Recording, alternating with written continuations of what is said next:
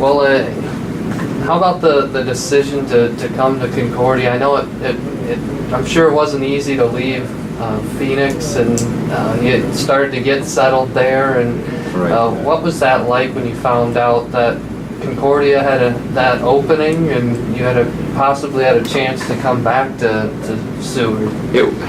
It was an emotional roller coaster, and I was in Phoenix for 2 years with my family. We had just bought a house. Valley Lutheran High School, where I taught and coached, is one of the best places I've ever been. And my principal, Bob Kane, was phenomenal and a great leader. Colleagues I work with. So it's one of those places where if you're feeling great, family has a lot of things going well for it. We just had the house with the pool and the jacuzzi, and we're just getting settled in. And we were seriously contemplating like how many years and we're going to retire here. It was great. And then we remembered through this experience that God often has plans that go differently than our time frame. And this whole thing is very much a God thing. It's not an us thing. When I go someplace, wherever it has been, it's I'm going here forever unless God calls me elsewhere. And to be in a place for only 2 years, and then to realize whatever I've been asked to do there's been done and it's time to move on, was a really challenging thing. I was sitting there with my wife, seriously, on our back pool deck, watching the sunset and talking about how great we had it. And she said the words, "It would take an act of God to get me to leave this place." And the very next day, a press release came out from the university saying that Craig Einspar, longtime coach, was resigning after 24 years. I just kind of posted it to Facebook because I have a lot of fellow Bulldog alumni who follow the program and love Concordia, and I simply said, "Hey, wow, end of an era." And then I think within a day of that, I got a phone call from the university, and they said, "We were interested in interviewing you, and we'd like to fly you and your wife out." And so we came out. My wife didn't even want to come. She's like, no. And so I said, "Look, if this is my alma mater, if I pass this up and don't even investigate, I'm going to have a tough time living with that, as much as we love it here." So along comes the plane trip, and we get to this place, and it's just like it always has been. It just wraps you up in love and welcome. It's if you haven't been here on campus, it's hard to explain or articulate the community that's here. And it was like walking back into what I'd walked away from, just an awesome place. And my wife, who's not a graduate of here, was like, "Wow," and began looking around with different eyes and saying, "Well, what if? What would it be like to raise a family here? What would it be like to have this be a part of our life?" Even said, the week following it, when we had to make the decision, was challenging because there's so much to love about Phoenix and the community that we were a part of there. Long story short, I said yes to the call, and we made preparations to come here. And once I felt coming back on the plane that it was like a door was gently closing on my work at Valley, and I started to see, here's a place where I can come and serve in a way that really fits me, and hopefully be able to take whatever Craig Einspar has done with his staff over this last many years, and then just build upon the awesomeness that exists already. And I'm excited to be here. I'm excited to meet all of my athletes that I've been on the phone with all summer, getting to know virtually, and to see them in person and start working with them is exciting. So there's my answer. What was that like for the kids too, knowing that I think they've moved around a little bit already going into that? Did it take some convincing for them? It's funny, my daughter's going to be a 7th grader, and I've prayed a lot about this, especially for my family, because I want this to be good for them. And my daughter has been very, and again, I'm sure she's got her doubts and whatever, but she has said things repeatedly like,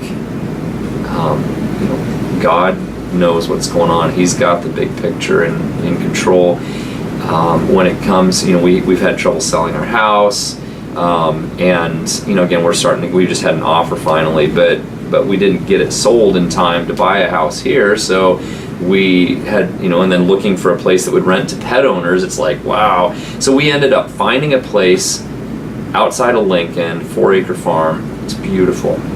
My daughter's like, see, God knew what he was doing. He knew our family needed this better than we did. And so that's kind of been her attitude about this. I talked to her after her first day of school today, and I was like, how'd it go? And she looked at me, she's like, fine. And I'm like, really? You're going into a new school in 7th grade and it was fine? And she's like, yeah. And I'm like, okay, that's good. My son loves it. He's having a great time. So he climbed a tree the other day and said, hey, there's no spines on it. So I was like, all right, thank you, God. This is good. I love to hear my kids rolling with it and doing okay with it so far. What is the home life like? I know you've got animals too, right? You transported some chickens. We have we've got 2 cats and a very old dog, and my daughter. This is living in the city of Phoenix, where it seems like urban farming is a thing, and she just decided a year ago that she wanted to raise chickens, and spent a year researching it and selling us on the idea. Now, I grew up on a 60-acre farm and had chickens, so it wasn't like, I was against it or anything, but she ended up, selling us on the idea. And so for her birthday in January, we went, and her birthday gift was going to the ag store and buying 6 chicks, and we got a breeder box off of Craigslist, and she raised them, and she's like the chicken whisperer. So she's taking great care of them, and having a little farm to be on is kind of nice because it gives us a little bit more room. So yeah, it's good. She couldn't leave them behind then. No, and when I told her about this, and I said yeah, we're gonna be moving. She's like, we are not leaving the chickens. I'm like, okay, we'll find a way to make it work. So, yeah. How connected were you able to stay with Concordia? And it sounds like you kept up with what was going on with the track programs and cross country while you were away too. Yeah, and probably less than I should have or would have. It was more of just touching base from time to time. A lot of times when it came time for the GPACs or nationals is when I really keyed in. And I've had, as I've taught and worked, I keep finding and running into people and having colleagues who graduated, 3 generations. At Valley Lutheran High School, there are a lot of Concordia Bulldogs working there and in called positions. And so when I started there 2 years ago, there was a whole generation before me, guys. Some of you might know, like Bob Wolf and Joe Richter and Randy Krieger, and then there was my generation, and then there was people that have graduated within the last 6 years, like Caleb Taylor and Kate Phillips, who became Kate Fleming, to Gerard Fleming, and guys like that, Theron Jenkins and his wife, whose mom is here. So yeah, I've stayed connected real well, and it's been a lot of fun. What have been some of your first impressions? You talked about the calls that you've had, and maybe you've probably met some of them in person, but what have been some of your first impressions of the student athletes that you're going to get to work with here over the next years? I've said this to my wife. It's the phone calls. I spent probably over 70 hours on the phone this summer, talking and calling. I tried to call every one of our incoming and returning athletes, and right now we're sitting at around 112, 113 for the fall between cross country and track, and 20 to 30 minutes each, I ask them simply, who are you? Talk to me. What gives you joy in life? What are your hobbies? Who are you outside of track and field? And then I, of course, answer questions. And it was so neat to hear so many people just open up to a guy they'd never talked to before. Warm, friendly. So many of them witnessed about their faith in Christ and how important that was. It blew me away. I actually joked with Allie Brooks. Eventually, she was one of the, about 3/4 of the way through, I finally got a hold of her, and I said, okay, someone's setting you guys up to this, because like the last 8 people I've talked to have just started talking about their faith in Christ, how it's grown since coming to Concordia, and how this place is a wonderful place to nurture that, and how they want to go and serve other people. And I'm sitting here listening to person after person after person talk to me this way without my prompting, and going, holy smokes. And that includes my incoming recruits who I didn't recruit. 30 great kids who are just really cool. And so I think my biggest impression is that here's a group of kids who love each other, who love the school, and are finding it a great place for them. And that gets me really excited when I start thinking about proactively doing team building activities to connect all of these guys together, especially our incoming freshmen and transfers, and what the chemistry that's going to happen with that. So yeah, that's my big takeaway. How do you integrate faith into your coaching and just the ways that you address your athletes and your team as a whole? I think there's a lot of different layers and dimensions to integrating faith as a coach into any kind of program. And obviously at Concordia University, Nebraska, we have so many opportunities outside of our team where the athletes and the students have Bible studies and groups, and they have praise teams, and they have evening prayers, and they've got church, and they've got all these different things going on all the time, and floor meetings and devotions and things like that. But from our perspective, adding to that is just, I would say, first of all, us as coaches mentoring, just modeling in our own lives the language we use, the way we deal with the athletes as people who are loved by Christ, no matter what you bring to the table. If you're my All-American champion, or if you are what we would call a developmental athlete who has a lot of work to do, it is my intention, as it always has been, to sit down and do goal meetings with everybody, to spend time with them, learning what's your motivation, what do you want to get out of this, what contributions can you make to the team, and then doing everything we can as coaches to help them grow in those goals, but also to be there for them as someone else that they can talk to away from home, being a good listener to them, being available, and then also within the team setting, on a consistent, regular basis, we're giving everything to Christ. I talk to the athletes one-on-one as and in groups and say, look, this is all about Christ. Everything else falls into place. And then encourage them to take part in all the things on campus, to have a team chapel once a week where I'm like, hey, this is the day I'm going to be there. I'd love for you guys to come and join me. I'm going to be working with athletes on the team, and I think some of this is already going on, to just say, look, what are some Bible study groups that we can start? Can we do prayer partners, secret saints, just things that tie in with faith-based stuff. And I want to, we'd start off and end with prayers. And again, I don't know exactly what they've done here, but I know at Concordia University Chicago, my whole team would show up at the meet. We'd all use the restroom, after we get off the bus, and then find a space, and we'd form this gigantic circle. And we'd have a team prayer as a group, before and after. And sometimes it was a shout prayer. When you have all those voices raised up and praise to God in a public setting, it's an awesome thing. So, and there's other ways as well, but this is, devotions that we do. And so I guess I'm very intentional about it in my own life.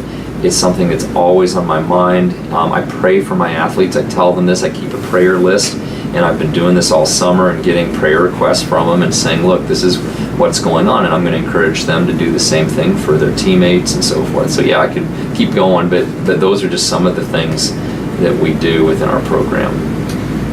You mentioned Concordia Chicago.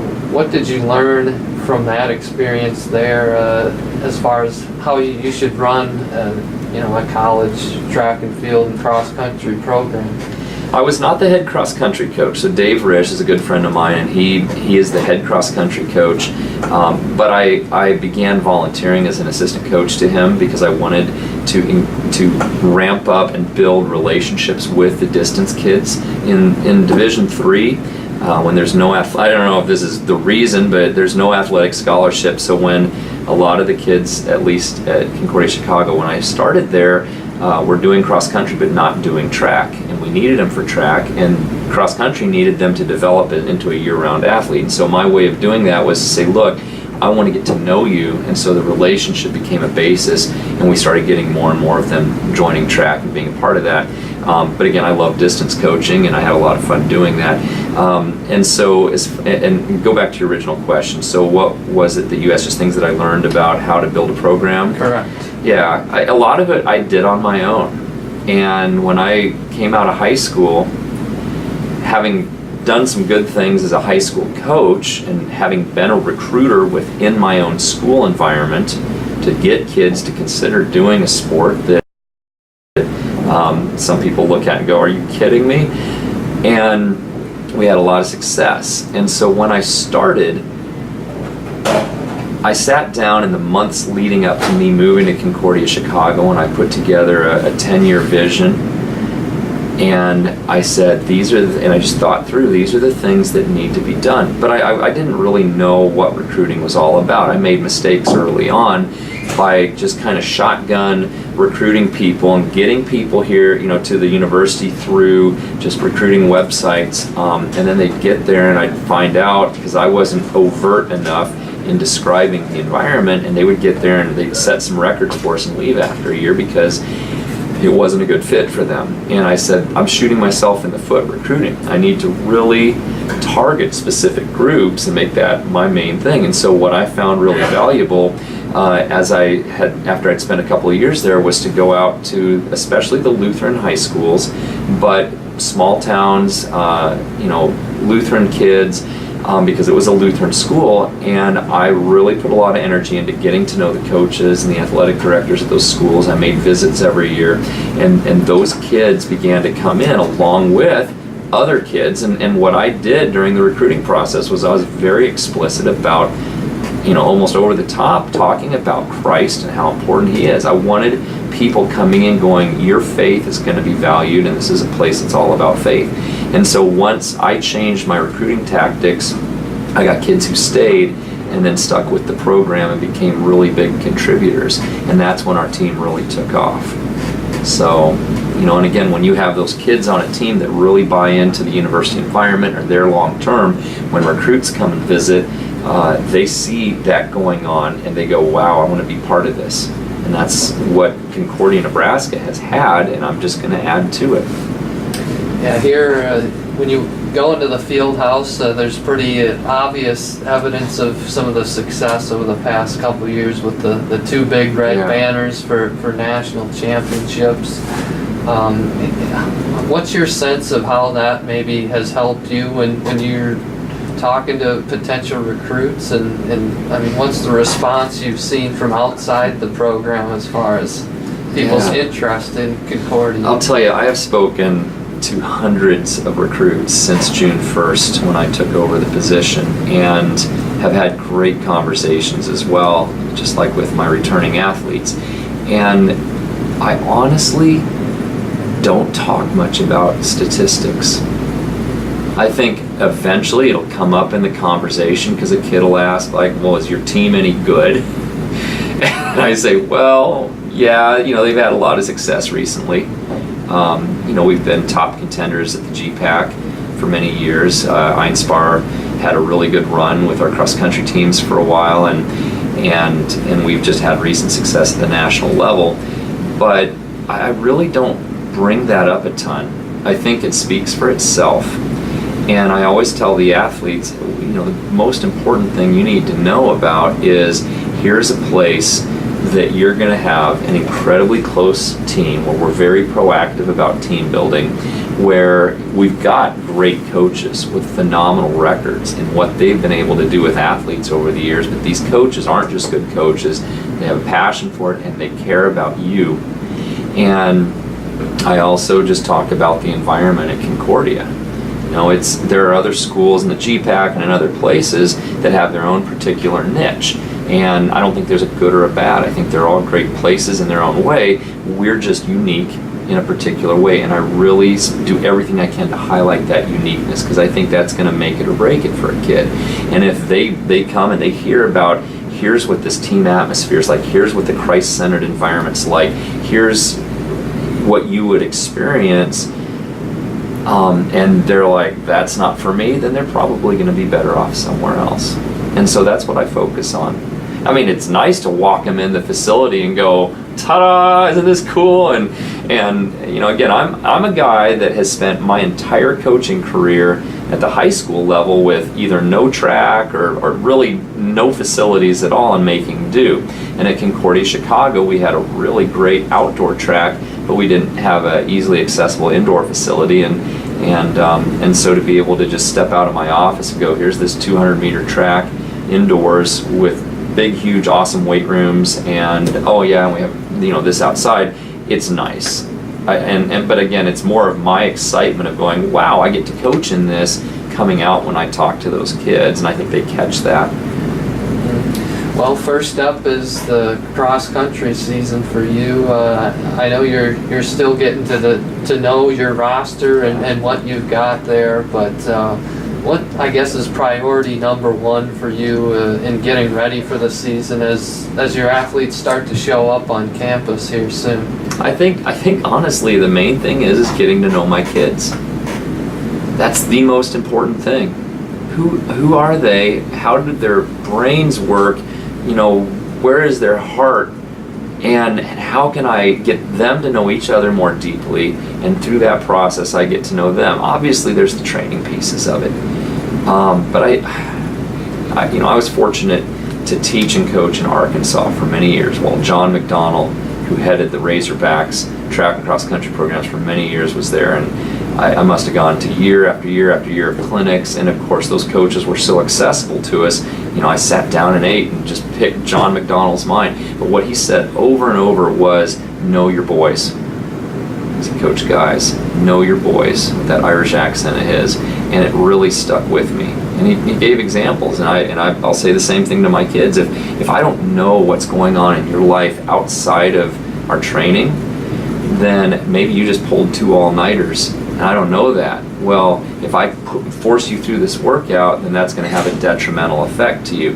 What if, though, everything's going well and you're just rocking through this? I need to know that so we can maybe push you a little bit more.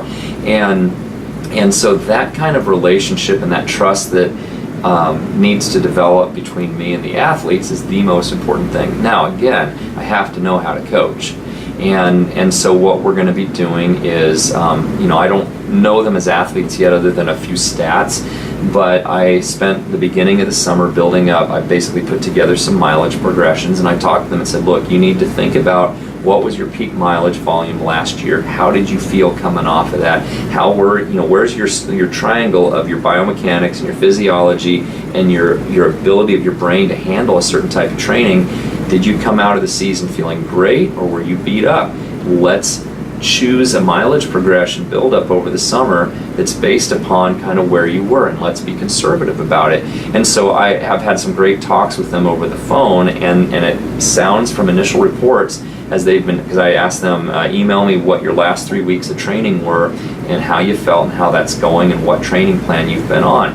And so I've almost collected all of those at this point. And so in the next couple of days, I'm going to sit down and just kind of nail down and say, all right, you guys are going to be, for now, in this training group, in this training group, in this training group.